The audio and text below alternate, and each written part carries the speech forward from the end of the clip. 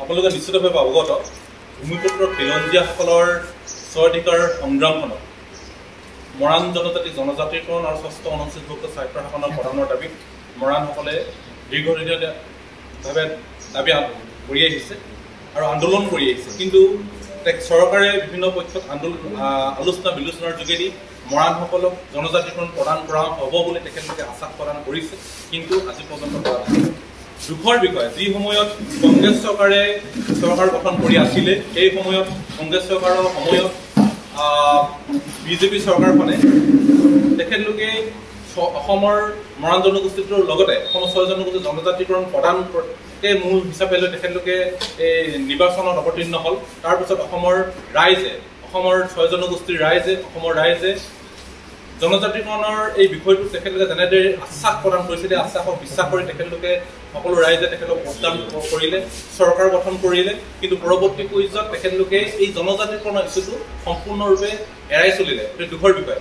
যি সময়ত তেখেতলোকে কা আন্দোলনৰ যোগেদি বহিৰাগতক তেখেতলোকে বৰ বিয়া দিবলৈ সক্ষম হৈছে, যি সময়ত তেখেতলোকে বিভিন্ন ধৰণৰ বহিৰাগতৰ সংস্কৃতি আহি আমাৰ অসমীয়া খিলঞ্জীয়াসকলৰ সংস্কৃতি বিপদাপন্ন হৈছে, যি সময়ত আমাৰ খিলঞ্জীয়াসকলৰ ভূমি অধিকাৰ হেৰাই যোৱা উপক্ৰম হৈছে, ৰাজনৈতিক অধিকাৰৰ পৰা বঞ্চিত হ'বলগীয়া হৈছে, তেনে সময়ত কিন্তু অসমৰ ভূমিপুত্ৰসকলৰ কোনো স্বাধিকাৰ সংগ্ৰামখনত তেখেতলোকে কোনো সহযোগিতা কৰা অতি দুখৰ বিষয়। আমি মৰাণ ছাত্ৰ সন্থা সেইবাবে ক্ষোভিত হৈছোঁ। মৰাণসকলক যি আজিৰ দিনলৈকে যি তেখেতৰ বিশ্বাস আশ্বাস দি এই তেখেতলোকে মৰাণসকলক ঠগি আহিছে, বঞ্চিত কৰি আহিছে, আমি মৰাণ ছাত্ৰ সন্থাৰে ক্ষোভিত হৈছোঁ। সেইবাবে কৈছোঁ যে কি হ'ল, এই এনেকুৱা ধৰণকে তেখেতলোকে আজি দিন কালি দিন কৰি বিজেপি চৰকাৰখনে আজি 10টা বছৰ অতিক্ৰম কৰিলে। কেন্দ্ৰীয় চৰকাৰে আজি 10টা বছৰ অতিক্ৰম কৰি তেখেত নতুন চৰকাৰ গঠন হৈছে। অসমতো ৰাজ্য চৰকাৰটো 10টা বছৰ ওচৰা-ওচৰি হৈছেগৈ, কিন্তু আজি পৰ্যন্ত এই বিষয়টো বিষয় হৈ ৰৈ আছে। আমি সেইবাবে মৰাণ ছাত্ৰ সন্থাৰে কৈছোঁ যে কিয় অসমৰ যদি মৰাণসকলক বা অসমৰ অন্যান্য জনগোষ্ঠী যিসকল জনজাতিকৰণ বিচাৰিছে 6 জনগোষ্ঠীয়ে, এইসকলে যদি অতি শীঘ্ৰে জনজাতিকৰণ প্ৰদান নকৰে অনাগত দিনত আমি অতি শীঘ্ৰে কাৰ্যসূচী ঘোষণা কৰিছোঁ। আজি সংবাদমেলৰ যোগেদি আজি কাৰ্যসূচী ঘোষণা কৰিছোঁ। অনাগত দিনত ইয়াতকৈ ভীষণভাৱে আমি আন্দোলন কাৰ্যসূচী ঘোষণা কৰিম। আমি সেইবাবে আমি ক'বলৈ বিচাৰিছোঁ যে কি হ'ল, আমি আজিৰ পৰা 1 জুলাইৰ পৰা আমি মৰাণ ছাত্ৰ সন্থাই এলানি কাৰ্যসূচী ঘোষণা কৰিছোঁ। আমি দীঘলীয়া কাৰ্য 1 জুলাই তাৰিখে তিনিচুকীয়াত প্ৰধানমন্ত্ৰী ৰাজ্যিক জনজাতি পৰিক্ৰমা মন্ত্ৰী সৰ্বানন্দ সোণোৱালৰ প্ৰতিকৃতি ড্ৰাফ্ট কৰা কাৰ্যসূচী আমি গ্ৰহণ কৰিছোঁ তিনিচুকীয়াত। 16 জুলাই তাৰিখে সদৌ মৰাণ ছাত্ৰ সন্থাৰ আটাইকেইখন জিলা আঞ্চলিক সমিতিৰ সহযোগত আমি তিনিচুকীয়াত সৰ্বাত্মক মটৰচাইকেল ৰেলীয়ে এটা প্ৰতিবাদী কাৰ্যসূচী আমি ৰূপায়ণ কৰিম। 18 জুলাই তাৰিখে সদৌ মৰাণ ছাত্ৰ সন্থাৰ লাহোল আঞ্চলিক সমিতিৰ সহযোগত আমি ডিব্ৰুগড়ৰ জিলা আয়ুক্তৰ কাৰ্যালয়ত ধৰ্ণা কাৰ্যসূচী গ্ৰহণ কৰিছোঁ। 20 জুলাই তাৰিখে সদৌ মৰাণ ছাত্ৰ সন্থাৰ গেলেকী আঞ্চলিক সমিতিৰ সহযোগত আমি শিৱসাগৰ জিলা আয়ুক্তৰ কাৰ্যালয়ত ধৰ্ণা কাৰ্যসূচী গ্ৰহণ কৰিম।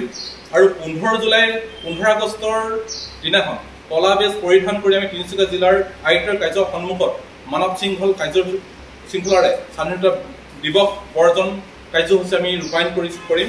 আৰু লগতে আগন্তুক আমি অতি কম দিনৰ ভিতৰত আমি গুৱাহাটী আৰু গুৱাহাটী অঞ্চলত প্ৰতিবাদী কাৰ্যসূচী আমি গ্ৰহণ কৰিছোঁ।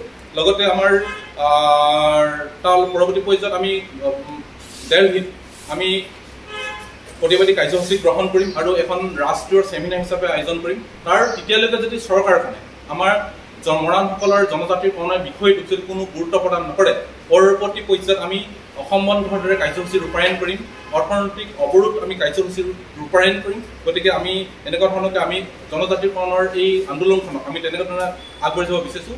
আৰু লগতে আমাৰ বিষয় কেইবাটাও আছে, যে কি হ'ল, বিশেষকৈ অইল ইণ্ডিয়া লিমিটেডে তিনিচুকীয়াৰ থকা বা তিনিচুকীয়া উজনি অসমৰ যি যেনেদৰে খনন কৰি আহিছে, তাৰ পৰৱৰ্তী পৰ্যায়ত তেখেতলোকে অসমৰ খিলঞ্জীয়াসকলক যেনেদৰে প্ৰাধান্য প্ৰদান কৰিবলগীয়া হৈছিলে, সেই কিন্তু আজি পৰ্যন্ত পৰা নাই। গতিকে আমি ক্ষোভিত হৈছোঁ। সেইবাবে যদিহে আমি তেখেতলোকক দাবী জনাইছোঁ, অতি শীঘ্ৰে যদি তেখেতলোকে খিলঞ্জীয়াসকলক ভূমি অধিকাৰকে খিলঞ্জীয়াসকলক যদি আমাৰ যিসকলক খিলঞ্জীয়াৰ ভূমি অধিগ্ৰহণ কৰি তেখেতলোকে এই কৰি আহিছে, তেখেতলোকে খনন উৎপাদন কৰি আহিছে, সেই ক্ষেত্ৰত যদি তেখেতলোকে ব্যৱস্থা গ্ৰহণ নকৰে বা আমাৰ খিলঞ্জীয়াসকলৰ বসবাস কৰা ৰাস্তা পদূলিবিলাক তেখেতলোকে নিৰ্মাণ নকৰে বা আমাৰ নিবনুৱাসকলক যদি সংস্থাপন ব্যৱস্থা নকৰে তেনেহ'লে অনাগত দিনত আমি অল ইণ্ডিয়া বিপক্ষে আমি আন্দোলনৰ কাৰ্যসূচী গ্ৰহণ কৰিম। লগতে আপোনালোকে নিশ্চিতভাৱে অৱগত বৰ্তমান অৱস্থাত অসমৰ ক্ষুদ্ৰ চাহ খেতিয়কসকলৰ সমস্যাৰ জৰ্জৰিত হৈ আছে। কাৰণ ক্ষুদ্ৰ চাহ খেতিয়কসকলৰ যিটো সমস্যা, ক্ষুদ্ৰ চাহ খেতিয়কসকলৰ বৰ্তমান অৱস্থাত চাহপাতৰ মূল্য নিৰ্ধাৰণ আজি পৰ্যন্ত হোৱা নাই।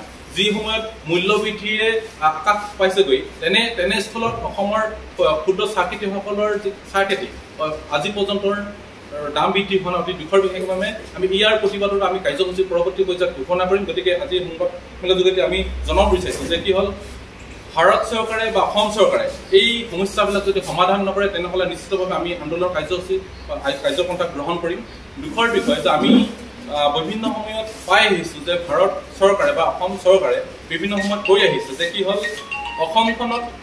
অসমত বিশেষকৈ জনজাতিসকলক বা খিলঞ্জীয়াসকলক বিভিন্ন ধৰণৰ সুবিধা প্ৰদান কৰা হৈছে। সেইটো সম্পূৰ্ণ মিছা কথা কৈছে। লগতে আৰু এটা তেখেতে কৈ আহিছে যে কি হ'ল, বিশেষকৈ উত্তৰ পূৰ্বাঞ্চলত শান্তিৰ যিটো প্ৰতিক্ৰিয়া, যিটো অশান্তিৰ উত্তৰ পূৰ্বাঞ্চলত শান্তিলে তেখেতলোকে ঘূৰাই আনিম বুলি যিটো মিছা কথা কৈ আহিছে, সেইটো আমি মৰাণ ছাত্ৰ সন্থাই ক'ব বিচাৰিছোঁ যে সেয়া কিন্তু শান্তি পৰিৱেশ ঘূৰি আহিছে।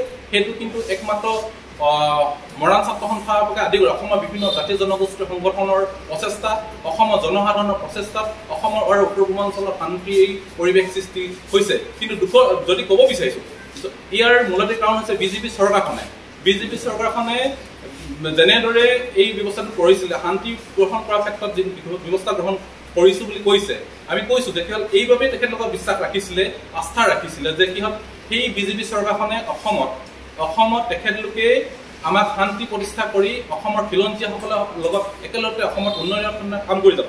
কিন্তু তেখেতলোকে অসমৰ উন্নয়নৰ ক্ষেত্ৰত কোনো প্ৰাধান্য প্ৰদান কৰা নাই।